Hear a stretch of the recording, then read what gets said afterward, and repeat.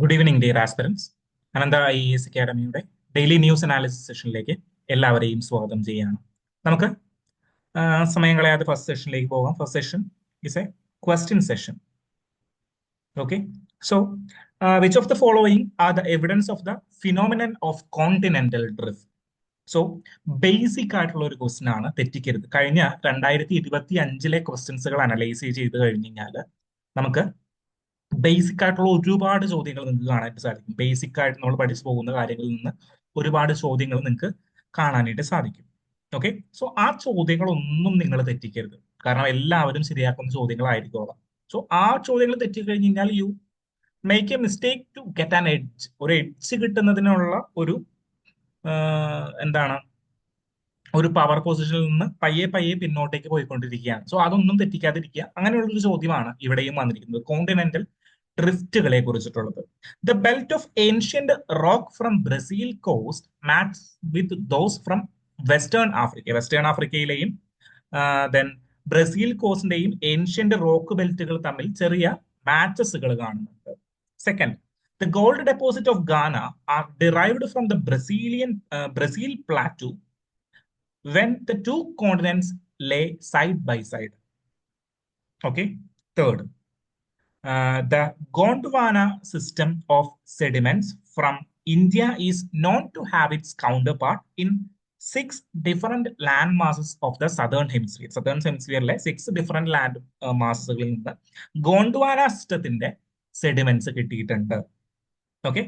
Select the correct answers using the code given below. So basic ആയിട്ടുള്ള ഒരു question ആണ്. Question screenshot എടുക്കേണ്ടവർ കൃത്യമായിട്ട് screenshot എടുത്ത് വെക്കുക. നമ്മൾ ടുവേർഡ്സ് ദ എൻഡ്, ഈ ഒരു ഡിസ്കഷന്റെ എൻഡിൽ, നമ്മൾ ഈ ക്ലാസിന്റെ എൻഡിൽ നമ്മൾ ഈ ക്വസ്റ്റ്യൻ ആൻസർ ചെയ്യുന്നതാണ്.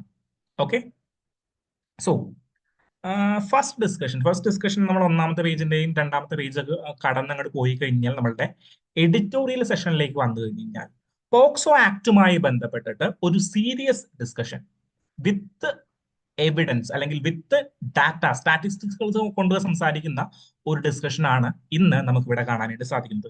It is related to faster is not fairer in POCSO case clearance number. അതായത് ഇന്ത്യയില് പോക്സോ കേസുകൾ നടപ്പിലാക്കുന്നതിന് വേണ്ടിയിട്ട്, അല്ലെങ്കിൽ പോക്സോ കേസുകൾ ജുഡീഷ്യൽ സിസ്റ്റത്തിലേക്ക് കൊണ്ടുവരുന്നതിന് വേണ്ടിയിട്ട് ഫാസ്റ്റ് ട്രാക്ക് കോടതികൾ ക്രിയേറ്റ് ചെയ്തിട്ടുണ്ട്.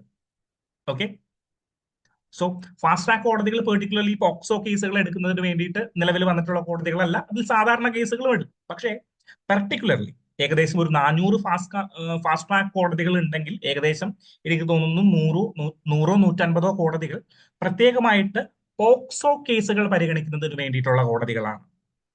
Okay, so protection of childrens from sexual offence ആക്ടിന് അണ്ടറിൽ ഇപ്പൊ നിങ്ങൾ എന്താണ്, എറണാകുളത്ത് ഒരു ഫാസ്റ്റ് ട്രാക്ക് കോടതി ഉണ്ട്, അല്ലെങ്കിൽ പ്രത്യേക ഫാസ്റ്റ് ട്രാക്ക് കോടതി എന്താണ് നമ്മളുടെ എറണാകുളത്ത് സ്ഥിതി ചെയ്യുന്നത്. നമ്മളുടെ ബോച്ചയൊക്കെ അറസ്റ്റ് ചെയ്തത് എനിക്ക് തോന്നുന്നു ഈ ഫാസ്റ്റ് ട്രാക്ക് കോടതിയിലാണ് അതിന്റെ കാര്യങ്ങളെല്ലാം നടന്നത്. സോ ഇതുപോലെ അർജന്റ് ഇമ്പോർട്ടൻസ് ആയിട്ടുള്ള കാര്യങ്ങൾ അല്ലെങ്കിൽ അർജന്റ് അഡ്ജൂഡിക്കേറ്റീവ് മാറ്റേഴ്സ് ഡിസൈഡ് ചെയ്യുന്ന കോർട്ടുകളാണ് നോർമലി ഫാസ്റ്റ് ട്രാക്ക് കോടതികൾ എന്നറിയപ്പെടുന്നത്. ഓക്കെ, സോ ഇന്ത്യയിൽ നമ്മളുടെ പോക്സോയുടെ കേസിന്റെ ഒരു റേഷ്യോ എടുത്ത് നോക്കിക്കഴിഞ്ഞു കഴിഞ്ഞാൽ ഏകദേശം 130% കേസുകൾ, അതായത് 85,000 കേസുകൾ ഒരു വർഷം റിപ്പോർട്ട് ചെയ്യുന്നുണ്ടെങ്കിൽ ഏകദേശം 87,000 കേസുകൾ എന്ത് ചെയ്യുന്നുണ്ട്, തീർപ്പ് കൽപ്പിച്ചു വിടുന്നുണ്ട്. ഓക്കെ, സോ 85,000 കേസുകൾ റിപ്പോർട്ട് ചെയ്യുന്നുണ്ടെങ്കിൽ 87,000 കേസുകൾ തീർപ്പ് കൽപ്പിച്ചു വിടുന്നുണ്ട്. Is it a good thing? അപ്പൊ നമ്മൾ നോക്കുമ്പോൾ എന്താണ്, പെൻഡൻസി ഓഫ് ദ കോർട്സ് ആണ് ഏറ്റവും വലിയ എന്താണ് ഡ്രോബാക്ക്, ജുഡീഷ്യൽ സിസ്റ്റത്തിന്റെ ഡ്രോബാക്ക് എന്ന് ഞാൻ തന്നെ പലപ്പോഴും നമ്മുടെ ക്ലാസ്സുകളിൽ പറഞ്ഞിട്ടുണ്ട്. ദെൻ എന്താണ്, കേസുകൾ കെട്ടിക്കിടക്കുന്നു, കേസുകൾ വിളിക്കുമ്പോൾ ആള് വരുന്നില്ല, കേസുകൾ എന്താണ് കൃത്യസമയത്ത് വിളിക്കുന്നില്ല. ഇതെല്ലാം ഒരു പ്രോബ്ലം ആയിരിക്കുമ്പോൾ 87,000 കേസസ് വിച്ച് മീൻസ് അറൌണ്ട് 110-130% ആണ് എന്തിന്റെ, നമ്മളുടെ പോക്സോ കേസുകളുടെ എണ്ണത്തിൽ തീർപ്പ് കൽപ്പിക്കുന്നതിന്റെ എണ്ണം. Is it a good thing? അതൊരു ഗുഡ് സൈൻ ആണ്. പക്ഷേ എന്താണ് ഇവിടെ പറഞ്ഞിരിക്കുന്ന ഒരു കാര്യം, faster justice is not necessarily fair justice. So faster justice എന്ന് പറയുന്നത് നോട്ട് നെസസറിലി എല്ലായ്പ്പോഴും ഫെയർ ജസ്റ്റിസ് ആകണമെന്നില്ല. സോ അത് എങ്ങനെയാണെന്ന് ഇവിടെ കണക്കുകളുടെ അടിസ്ഥാനത്തിൽ എഴുതി വെക്കുക. നമ്മുടെ മെയിൻസ് ആൻസർ റേറ്റിംഗുകളിലൊക്കെ കൃത്യമായിട്ട് യൂട്ടിലൈസ് ചെയ്യാനായിട്ടുള്ള കണക്കുകളാണ്. ഓക്കെ, പോക്സോ കേസുകളുടെ എണ്ണം 130 അല്ല 109 ഓക്കെ, സോ ഞാൻ മോർണിംഗ് ആണ് പത്രം വായിക്കുന്നത്. അത് കഴിഞ്ഞിട്ട് നമ്മൾ ഉച്ചയ്ക്കാണ് കറണ്ട് അഫയേഴ്സ് എടുക്കുമ്പോൾ എന്താണ് ഡാറ്റകൾ ചെറിയ മാറ്റങ്ങൾ ഉണ്ടാവും. 130 എന്നല്ല, ഇന്നത്തെ പത്രത്തിൽ കൊടുത്തിരിക്കുന്ന കണക്ക് 109%. 85,000 85,000 കണക്ക്. ഓക്കെ, 109% കണക്ക് എന്താണ് കേസസുകളും എന്ത് ചെയ്തിട്ടുണ്ട്, തീർപ്പ് കൽപ്പിച്ചു വിട്ടിട്ടുണ്ട്. പക്ഷേ എത്ര കേസുകൾക്ക് നീതി ലഭിച്ചു? കോടതിയിലേക്ക് വരുന്നത് തീർപ്പ് കൽപ്പിക്കാനായിട്ടല്ല. ഞാൻ അയോധ്യ കേസുകളുടെ കാര്യങ്ങൾ മുന്നേ പറഞ്ഞിട്ടില്ലെങ്കിൽ കോടതിയിലെ കഴിഞ്ഞ ദിവസത്തെ ഡിസ്കഷൻ എന്തായിരുന്നു? കോടതിയിലേക്ക് വരുന്നത് നീതി നിർവഹിക്കുന്നതിന് വേണ്ടിയിട്ടാണ്, തീർപ്പ് കൽപ്പിക്കുക എന്നുള്ളതല്ല കോടതിയുടെ ഉത്തരവാദിത്വം. ഡിസ്പോസൽ റേറ്റ് വളരെ കൂടുതലാണ്. പക്ഷേ കൺവിക്ഷൻ റേറ്റിന്റെ കാര്യത്തിൽ ഡിസ്പോസൽ റേറ്റ് വളരെ വളരെ കൂടുതലാണ്. പക്ഷേ കൺവിക്ഷൻ റേറ്റിന്റെ കാര്യത്തിൽ 2019 35% മാത്രമായിരുന്നു നമ്മളുടെ കൺവിക്ഷൻ റേറ്റ് ഉണ്ടായിരുന്നത്. ഓക്കെ, 2023 29% നമ്മളുടെ കൺവിക്ഷൻ റേറ്റ് കുറഞ്ഞു. ഓക്കെ, എത്ര ശതമാനത്തിന്റെ ഡിക്രീസ്? Around 6% decreases. നിങ്ങൾ ഡിസ്പോസൽ റേറ്റ് നോക്കിക്കഴിഞ്ഞാൽ അറൌണ്ട് 45 to 50% നമ്മളുടെ കൺവിക്ഷൻ റേറ്റ് കൂടണം. അതായത് 2019 ഡിസ്പോസൽ റേറ്റ് നോക്കിക്കഴിഞ്ഞിട്ട് ദെൻ 2023 25 ഡിസ്പോസൽ റേറ്റ് നമ്മൾ കമ്പയർ ചെയ്ത് കഴിഞ്ഞാൽ എന്താണ്, ക്രമാനുപതമായ വർധന എന്തിലുണ്ടാകണം? കൺവിക്ഷൻ റേറ്റുകളിൽ ഉണ്ടാകണം. ഓക്കെ, ക്രമാനുപതമായിട്ടുള്ള വർധന എന്തിലുണ്ടാകണം? കൺവിക്ഷൻ റേറ്റിൽ ഉണ്ടാകണം. പക്ഷെ കൺവിക്ഷൻ റേറ്റ് എന്ത് ചെയ്തിരിക്കുകയാണ്? കൺവിക്ഷൻ റേറ്റ് 35% നിന്ന് 29% കുറഞ്ഞിരിക്കുകയാണ്. എനിക്ക് തോന്നുന്നു 2025 ഡാറ്റ പുറത്തു വന്നിട്ടില്ല, അതുകൊണ്ടാണ് 23 ഡാറ്റ വെച്ചിട്ട് നമ്മൾ ഇപ്പോഴും പറഞ്ഞുകൊണ്ടിരിക്കുന്നത്. ഓക്കെ, 35 നിന്ന് 29% 2023 ആയപ്പോഴേക്കും കുറഞ്ഞിരിക്കുകയാണ്. ദെൻ ഒന്നാമത്തെ കാര്യം അതാണ്, ഹൈ ഡിസ്പോസൽ റേറ്റ് ഉണ്ട്, പക്ഷെ ഡിക്ലൈനിങ് കൺവിക്ഷൻ റേറ്റ് ആണ്. രണ്ടാമത്തെ കാര്യം, വീക്ക് ചൈൽഡ് സപ്പോർട്ട് മെക്കാനിസം.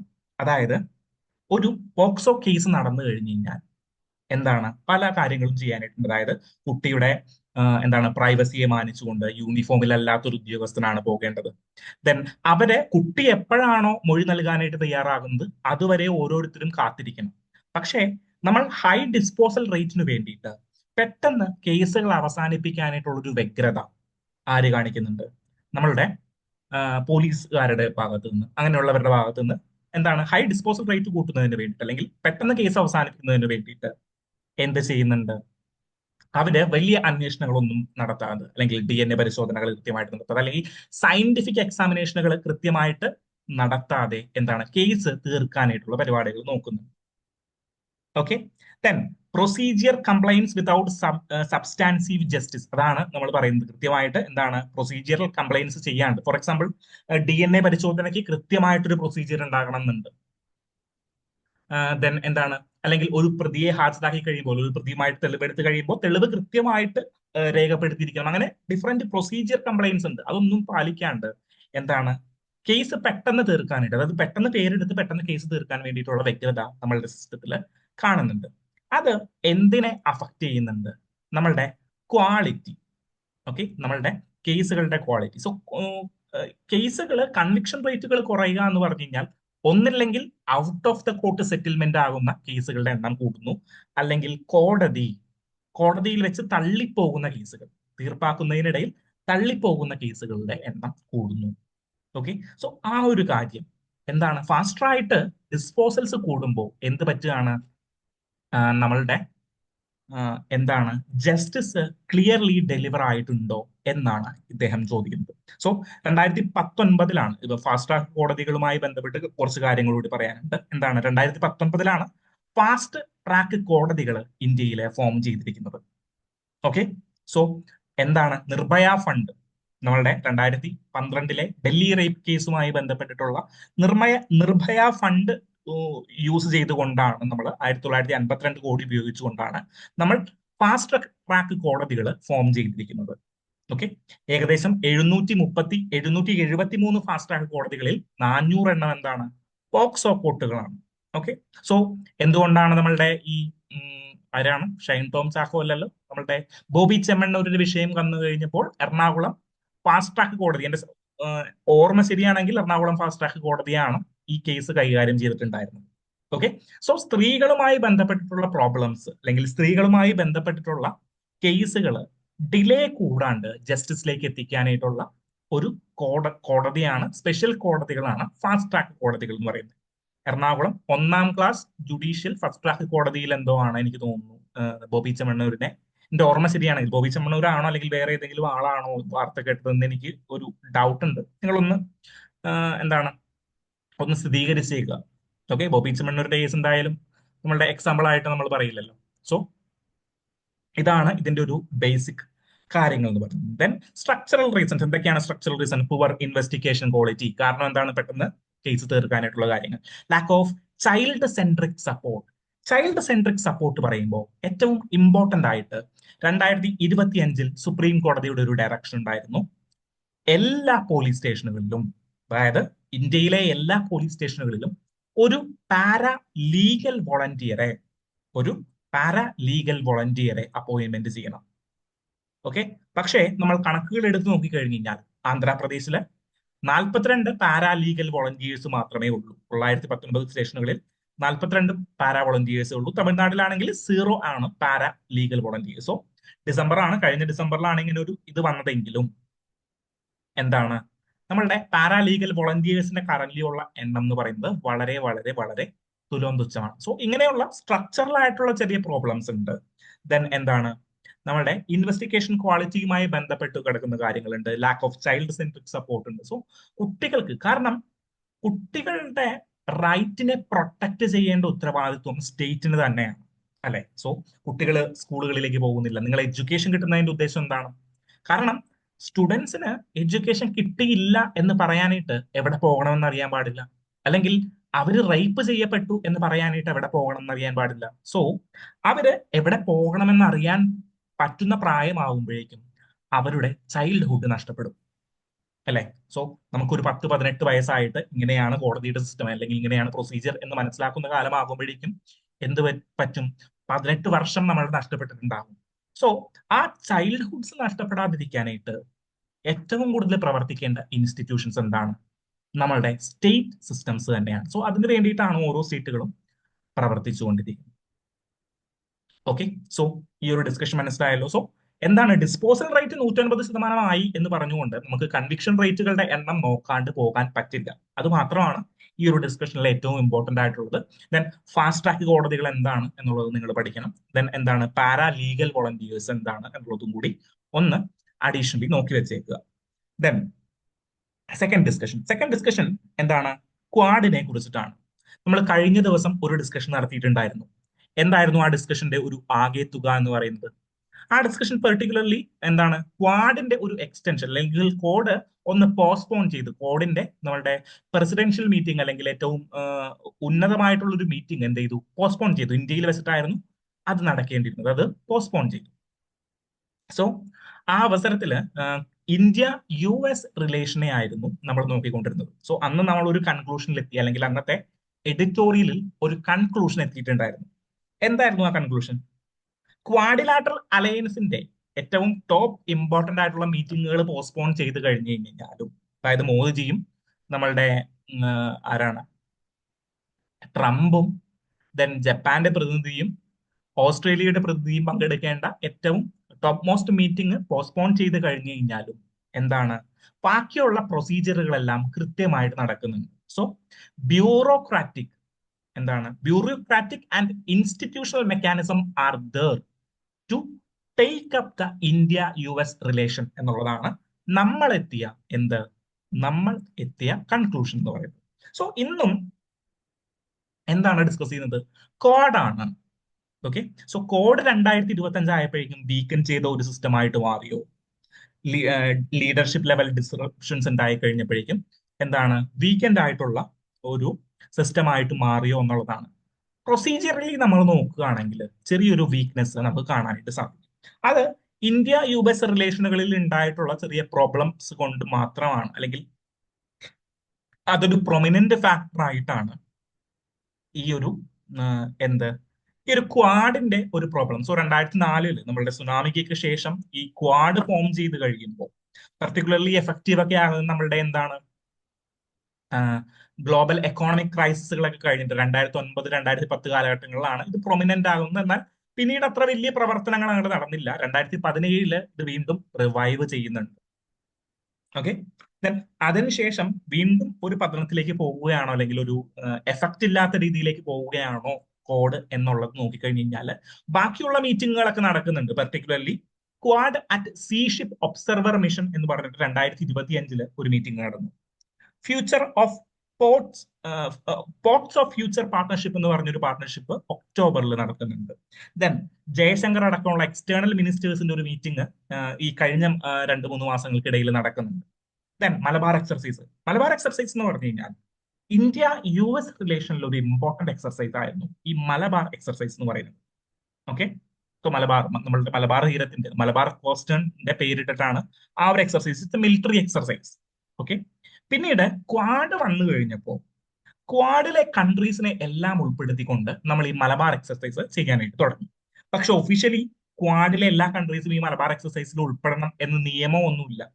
അങ്ങനെ ആരും ഇതുവരെ പറഞ്ഞിട്ടില്ല.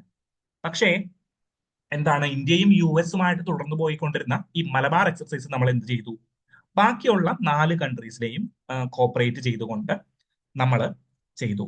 ഓക്കെ, നമ്മൾ എക്സ്റ്റെൻഡ് ചെയ്തു. ഇതാണ് ഇതിൽ മേജർലി ഉണ്ടായിരുന്നത്. സോ നിങ്ങൾ നോക്കിക്കഴിഞ്ഞാൽ ചില എന്താണ് ഇംപ്രൂവ്മെന്റ്സുകൾ എവിടെ നടക്കുന്നുണ്ട്, ക്വാഡിന്റെ കാര്യത്തിൽ നടക്കുന്നുണ്ട്. പക്ഷെ ലാർജ്ലി ഇറ്റ്സ് എന്താണ് സ്റ്റാഗ്നന്റ് ആയിട്ട് നിൽക്കുകയാണ്. കാരണം പല ജിയോ പൊളിറ്റിക്കൽ സിറ്റുവേഷനുകൾ കാരണം ചെറിയൊരു സ്റ്റാഗ്നൻസ് നമ്മളുടെ ക്വാഡ് റിലേഷൻ, ക്വാഡിലാറ്ററൽ അലയൻസിന്റെ കാര്യത്തിൽ ഉണ്ടായിട്ടുണ്ട് എന്ന് നിങ്ങൾക്ക് മനസ്സിലാവും. ഓക്കെ, സോ ആ ഒരു കാര്യം നിങ്ങളൊന്ന് നോക്കിയേക്കുക.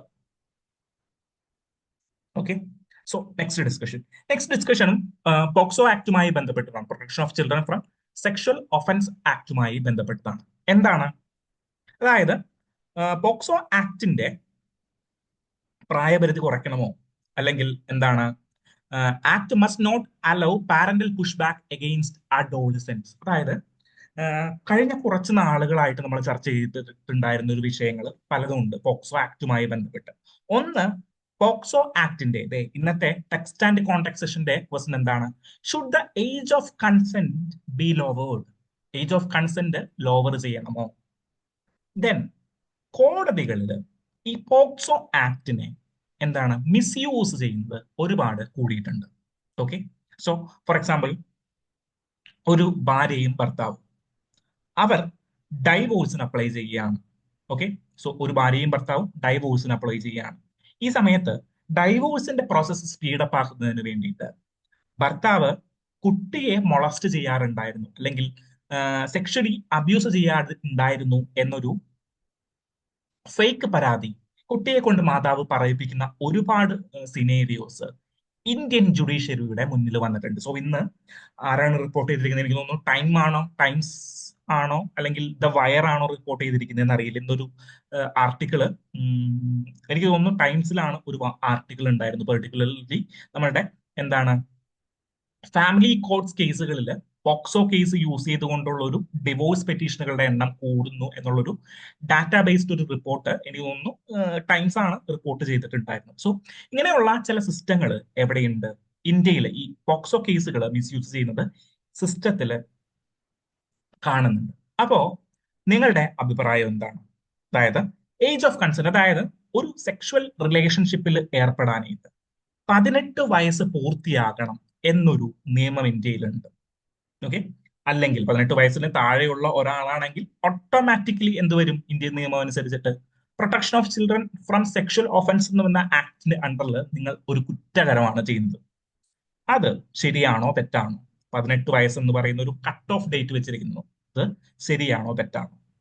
അപ്പൊ നമ്മൾ ഇത് മുന്നേയും ഡിസ്കസ് ചെയ്തിട്ടുണ്ട് കറന്റ് അഫയേഴ്സിൽ. ഈ ഒരു വാർത്ത നോക്കി, ജൂലൈ 16 ഒരു എഡിറ്റോറിയൽ ആണ്. The issue with criminalising all adolescent relationship എന്ന് പറയുന്ന ഒരു ആർട്ടിക്കിൾ വന്നു കഴിഞ്ഞപ്പോൾ നമ്മൾ ഡിസ്കസ് ചെയ്തു. അത് നമ്മൾ ഒരു കാര്യം കൂടി നോക്കി. എന്താണ്? ഗ്ലോബൽ ബെസ്റ്റ് പ്രാക്ടീസസ് എങ്ങനെയാണെന്ന് നോക്കി. ഓക്കെ, സോ എങ്ങനെയാണ് ഗ്ലോബൽ ബെസ്റ്റ് പ്രാക്ടീസസ് നടക്കുന്നത് എന്ന് നമ്മൾ ഡീറ്റെയിൽ ആയിട്ട് നോക്കി. അന്ന് ഞാൻ പെർട്ടിക്കുലർലി പറഞ്ഞ ഒരു നിയമങ്ങളുണ്ട്, അല്ലെങ്കിൽ ഞാൻ പെർട്ടിക്കുലർലി പേരിട്ട് വിളിച്ച, ഞാനല്ല, എന്താണ്, ലീഗൽ കമ്മ്യൂണിറ്റി പെർട്ടിക്കുലർലി പേരിട്ട് വിളിച്ച നിയമങ്ങളുണ്ട്. It is called Romeo and Juliet laws. അതായത് പല കൺട്രീസും, ഓക്കെ, പല കൺട്രീസും എന്താണ്, ഈ നമ്മളുടെ ഏജ് ഓഫ് കൺസെന്റിനെ, അല്ലെങ്കിൽ protection of children from sexual offences ആക്ടിനെ, അല്ലെങ്കിൽ അതിന്റെ അപ്പർ ലിമിറ്റിനെ കുറച്ച് വെച്ചിട്ടുണ്ട്. ഫോർ എക്സാമ്പിൾ കാനഡയിൽ ഏജ് ഓഫ് കൺസെന്റ് എന്ന് പറയുന്നത് 16 ഇയർ ആണ്. അതായത് 16 വയസ്സ് പൂർത്തിയായ ഏതൊരാളുമായി ലൈംഗിക ബന്ധത്തിൽ ഏർപ്പെടാനായിട്ടും അവരുടെ പ്രണയം പങ്കുവെക്കാനും സ്നേഹം പങ്കുവെക്കുവാനുമായിട്ടുള്ള എല്ലാ അവകാശങ്ങളും കാനഡയുടെ നിയമത്തിലുണ്ട്. ഓക്കെ, സൗത്ത് ആഫ്രിക്കയിലും റിലേറ്റഡ് ആയിട്ടും ഓസ്ട്രേലിയയിലും UK-യിലും ആണെങ്കിലും റിലേറ്റഡ് ആയിട്ടുള്ള നിയമങ്ങൾ ഉണ്ട്. ഇങ്ങനെയുള്ള നിയമങ്ങളെ വിളിക്കുന്നത് റോമിയോ ആൻഡ് ജൂലിയറ്റ് ലോസ് എന്നാണ്.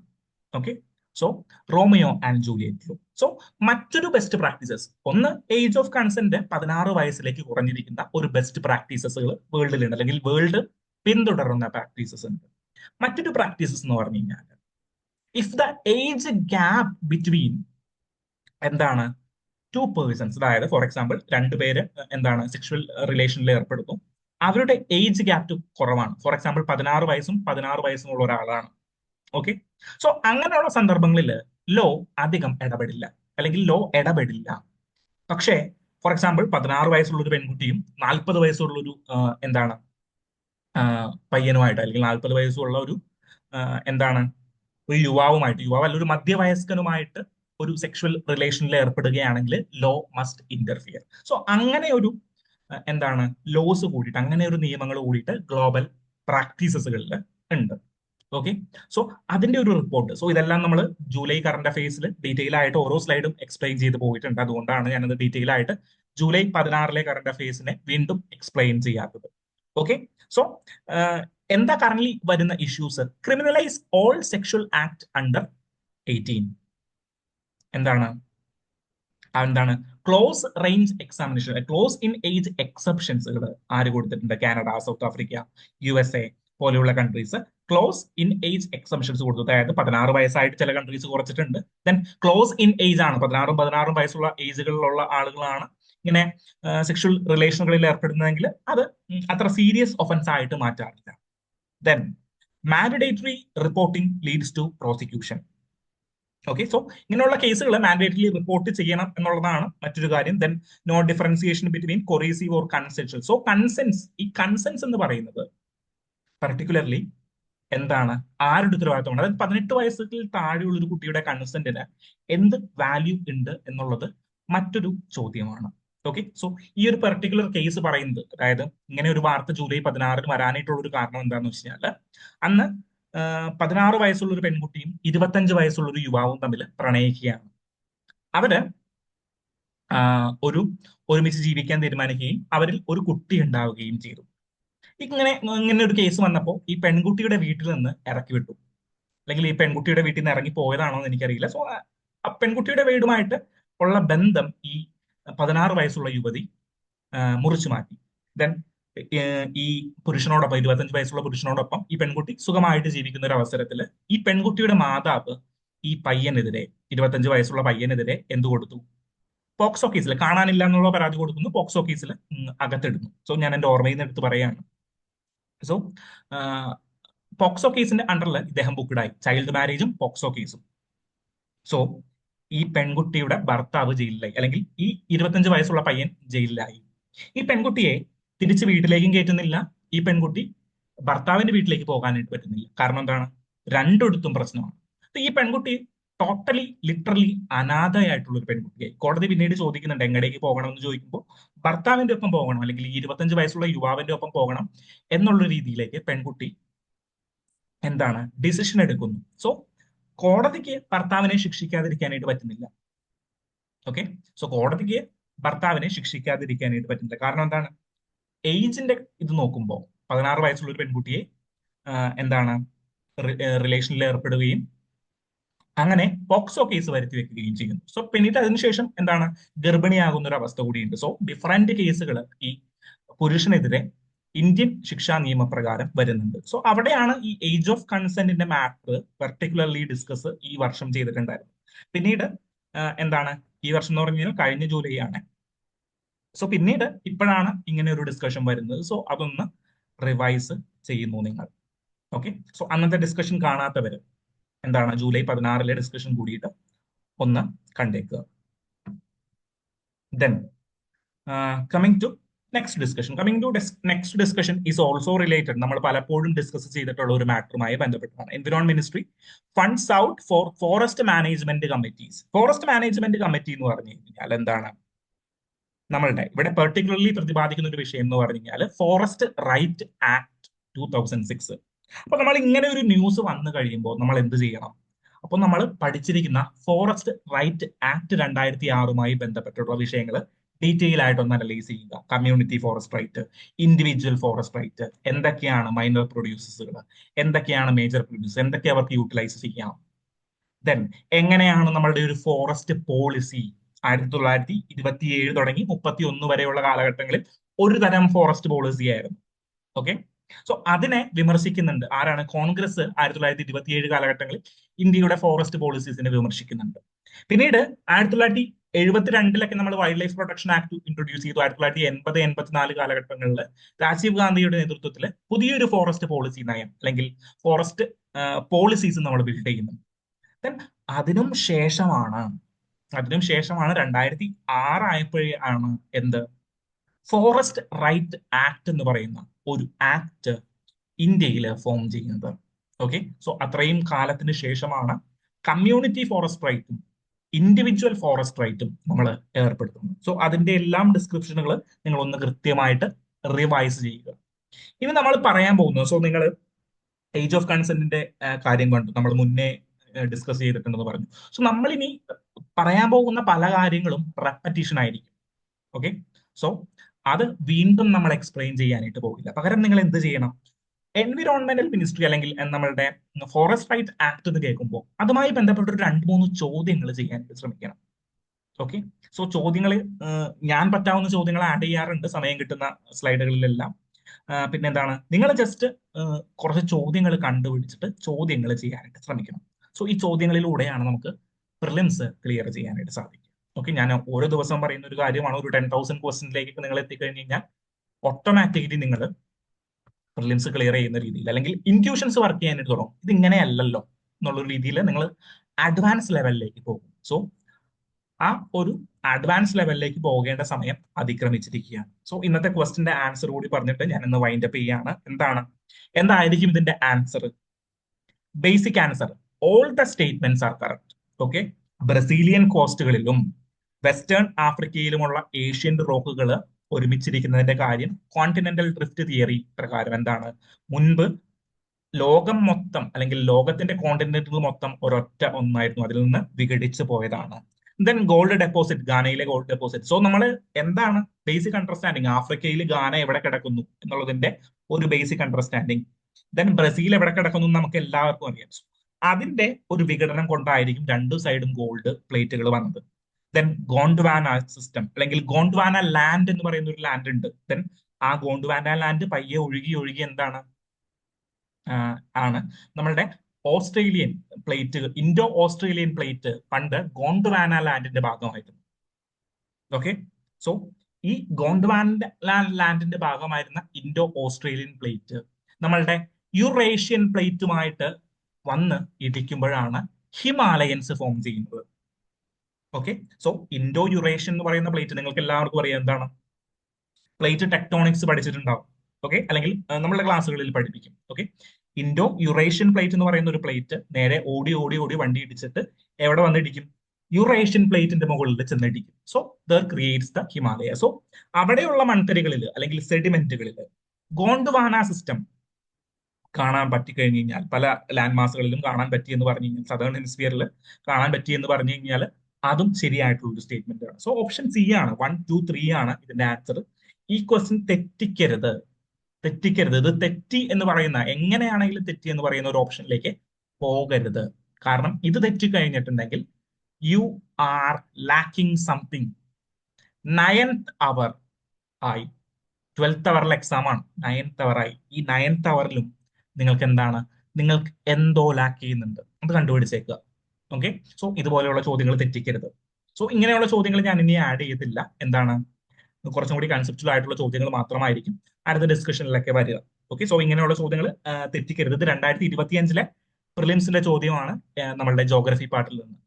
ഓക്കെ, ബേസിക് ആയിട്ട് പഠിച്ചു പോകുന്നവന് പാസ്സാകുന്ന ചോദ്യ പേപ്പർ ആയിരുന്നു. സോ അത് തെറ്റിക്കരുത്. ഓക്കെ.